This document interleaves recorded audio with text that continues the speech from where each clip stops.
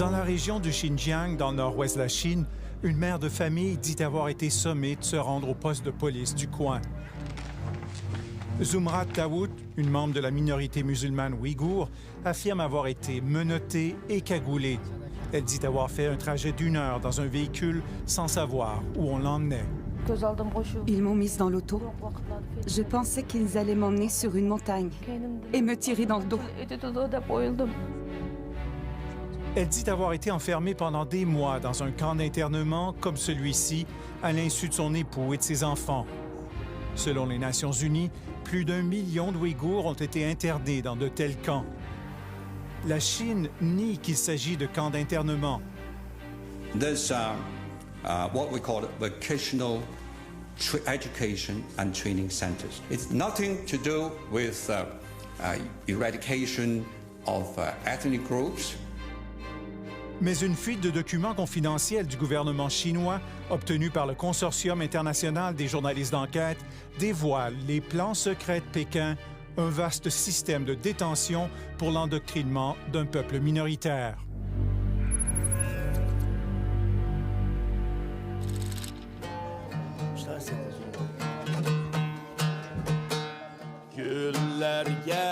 Début novembre, sur la rive sud de Montréal, des Ouïghours se rassemblent pour une soirée festive. Ils sont près de 2000 à vivre au Canada. Derrière les danses et les sourires, plusieurs n'ont pas le cœur à la fête. L'angoisse et la peur tenaillent cette communauté. Est-ce que vous avez eu des nouvelles de la famille Taraba? Les gens, ils vivent dans la peur, ils ne peuvent plus parler de rien. Tu leur demandes quelque chose, ils vont se méfier de toi. Les gens vivent dans la peur. Arki Aliev est d'origine ouïghour. Il a émigré à Montréal avec ses parents il y a 20 ans. Ils sont inquiets car ils n'arrivent plus à joindre les membres de leur famille qui vivent en Chine.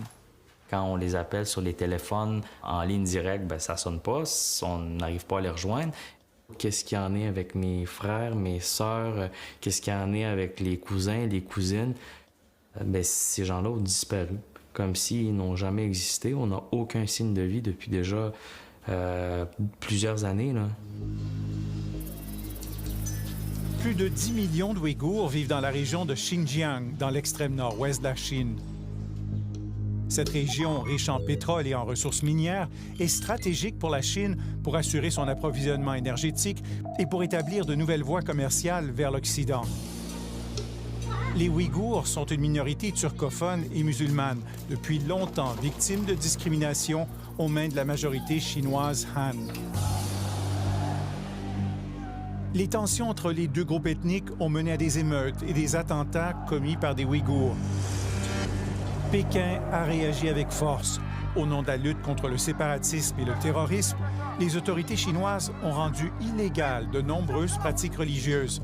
Les prénoms comme Mohamed ou Fatima sont interdits pour les nouveau-nés.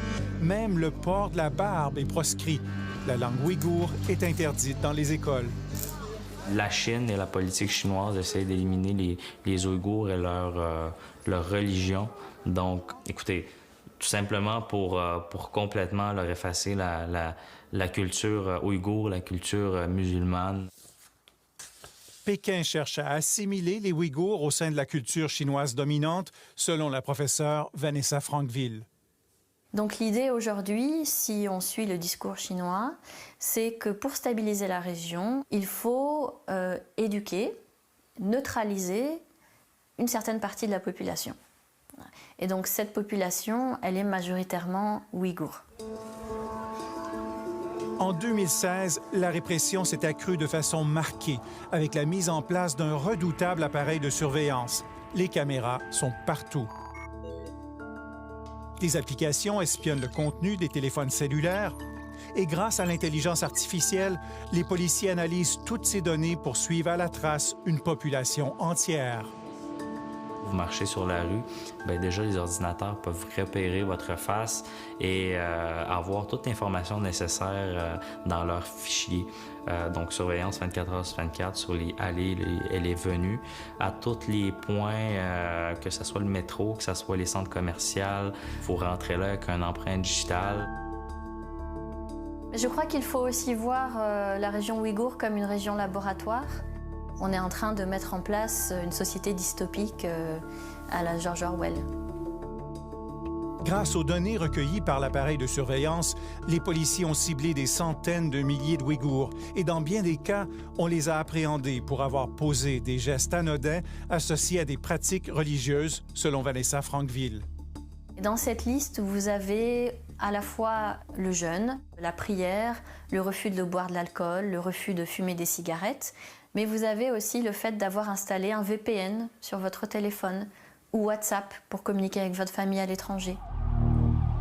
Une fois arrêtés, les Ouïghours sont envoyés dans des camps d'internement pour les reprogrammer. Ils doivent abandonner leurs pratiques religieuses et effectuer des travaux manuels. Selon l'ONU, plus d'1 million d'entre eux ont été internés. C'est plus de 10 % de leur population. La Chine nie catégoriquement mener une campagne de répression contre les membres de cette minorité ethnique. In Xinjiang, religious freedom is fully respected. Please sit down. I'll answer your question. Okay, thank you. Lorsque confronté par nos collègues de la BBC la semaine dernière, l'ambassadeur de Chine à Londres a affirmé que les camps ne sont que de simples écoles de métier pour des jeunes qui auraient commis des fautes mineures. There's no so-called labor camps, as you described.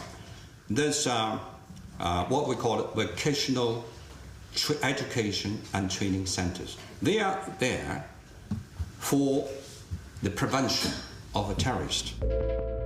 Mais les documents secrets obtenus par le Consortium international des journalistes d'enquête confirment qu'il s'agit bel et bien de camps de détention extrajudiciaires. Ce document confidentiel, datant de 2017, signé et approuvé par le numéro 2 du Parti communiste au Xinjiang, Zhu Hailun, dévoile les directives pour améliorer le fonctionnement de ces camps. On y parle entre autres de l'importance de prévenir les évasions en améliorant les tours de guet et en verrouillant les portes des dortoirs et des corridors à double tour. Les responsables des camps sont sommés de contrôler les activités des détenus pour empêcher les évasions pendant les classes, les repas, les pauses toilettes et les douches. On y décrit les méthodes d'endoctrinement où l'on évalue par un système de pointage la transformation idéologique des détenus et leur respect de la discipline. Nous avons montré ces documents à Vanessa Frankville. Ça révèle une toute autre réalité que ce que la Chine veut nous faire croire, et ça révèle un écart important entre ce qu'il se passe de façon officielle dans les documents qui sont partagés entre les fonctionnaires et ce qui est distribué aux audiences internationales. La fuite montre également que le système de surveillance de la Chine tient aussi à l'œil des Ouïghours de nationalité étrangère. Ce document mentionne que 5 Canadiens d'origine ouïghour se trouvaient en visite en Chine en juin 2017 et que leur dossier devait être examiné de près par les préfectures. Donc ça veut dire qu'il y avait déjà une surveillance importante sur les Ouïghours à l'étranger, ce qui est déjà quelque part inquiétant parce que ce sont des citoyens non chinois, c'est des citoyens canadiens, turcs. L'ambassadeur de Chine à Londres rejette la véracité de documents qui laisseraient entendre que la Chine a mis sur pied des camps d'internement. I'm telling you what the document, so-called document you're talking about is a pure fabrications. Don't listen to fake news. Don't listen to fabrications. Mais l'authenticité de ces documents a été confirmée par plusieurs experts. Et des témoignages bouleversants d'ex-détenus décrivent l'enfer des camps d'internement. On voyait de nos propres yeux des choses horrifiantes. Ce ne sont pas des êtres humains.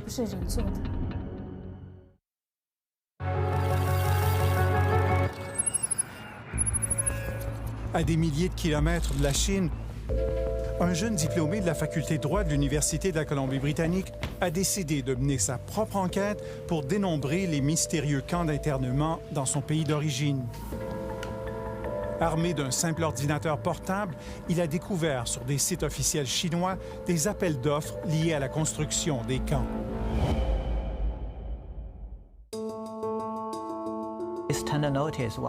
Cet appel d'offres a été publié en avril 2017 et la construction de ce camp a commencé en mai 2017.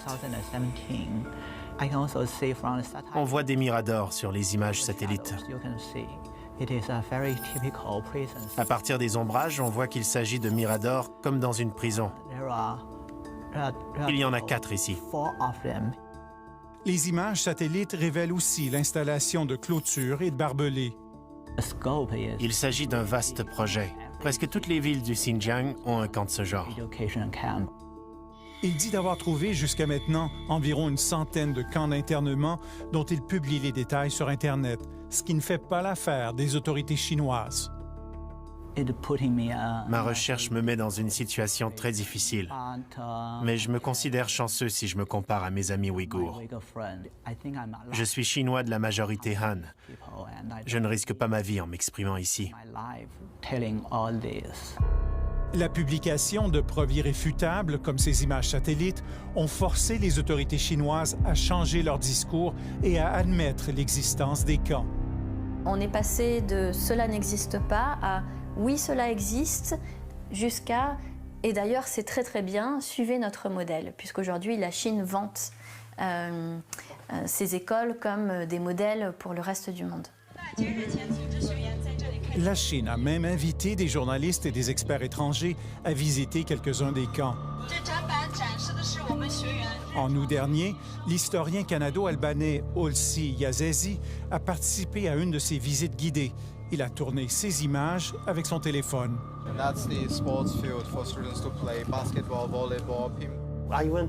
Je suis allé à un terrain de sport et j'ai vu des garçons ouïghours en train de jouer. J'ai voulu les interviewer, mais on me l'a interdit. On leur montre des jeunes qui semblent s'amuser, mais en vérité, tout est soigneusement orchestré. Ils sont emmenés dans une classe où l'on enseigne le mandarin et les lois chinoises. Et là, on leur permet de poser quelques questions sous l'œil attentif des agents du gouvernement. Are you afraid of your teachers?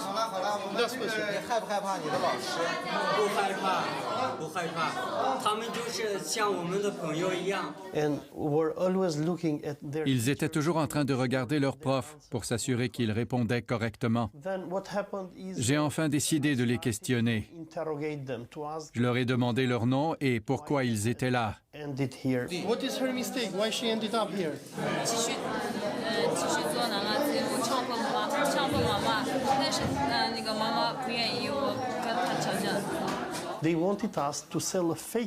Ils voulaient qu'on propage une histoire fabriquée de toutes pièces auprès de la communauté internationale, selon laquelle il n'y a pas de camp de concentration en Chine, ni de persécution en raison de l'adhésion à l'islam ou de l'origine ethnique. En quelques clics révélateurs, Sean Zhang démontre l'absurdité de l'effort de propagande chinois dans un camp de Kashgar. Il a découvert que juste avant la visite des journalistes et des diplomates étrangers, les clôtures à mailles ont été remplacées par des terrains de basket-ball. Voici les images que la Chine souhaite montrer au reste de la planète, des images tournées par la BBC lors d'une visite guidée dans le même camp. Ces jeunes jouent sur un terrain de basket-ball qui était inexistant auparavant. Le discours officiel de la Chine est aussi contredit par des témoignages bouleversants de Ouïghours en exil qui disent avoir vécu l'enfer des camps. Zumrat Dawood dit avoir été interné et endoctriné pendant 3 mois. En classe, on nous parlait du Parti communiste. On nous disait que nous étions pervertis par l'islam, que c'était une maladie contagieuse venant de l'étranger.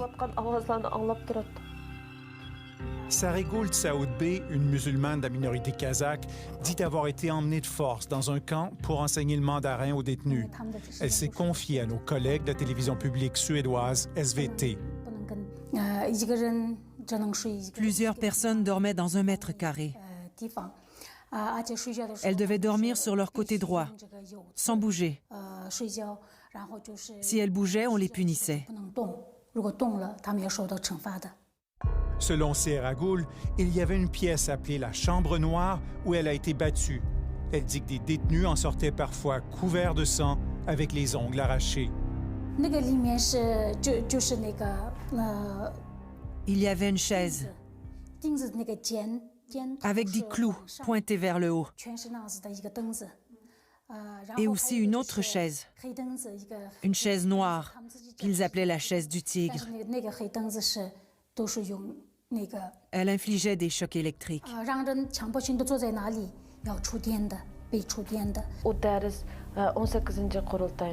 Tous les soirs, nous pouvions entendre des gens crier. C'était comme si on les torturait.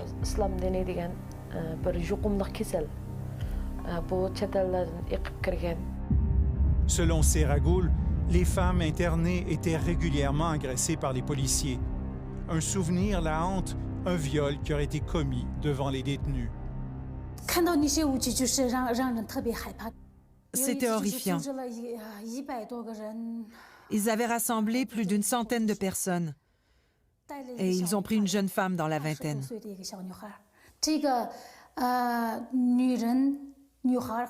Les détenus, mariés ou célibataires, étaient sexuellement torturés tous les jours. On voyait de nos propres yeux des choses horrifiantes. Ce ne sont pas des êtres humains.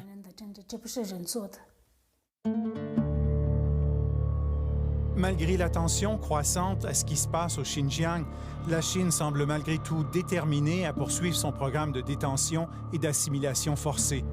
La réaction de la communauté internationale est trop timide, croit Vanessa Frankville. Je crois que la diplomatie discrète, comme on l'appelle, ne fonctionne pas, n'a pas fait ses preuves, et qu'aujourd'hui, elle est même complice de ce qui se passe. Arki Aliev, lui, espère que la communauté internationale, y compris le Canada, répondra à l'appel de détresse lancé par son peuple.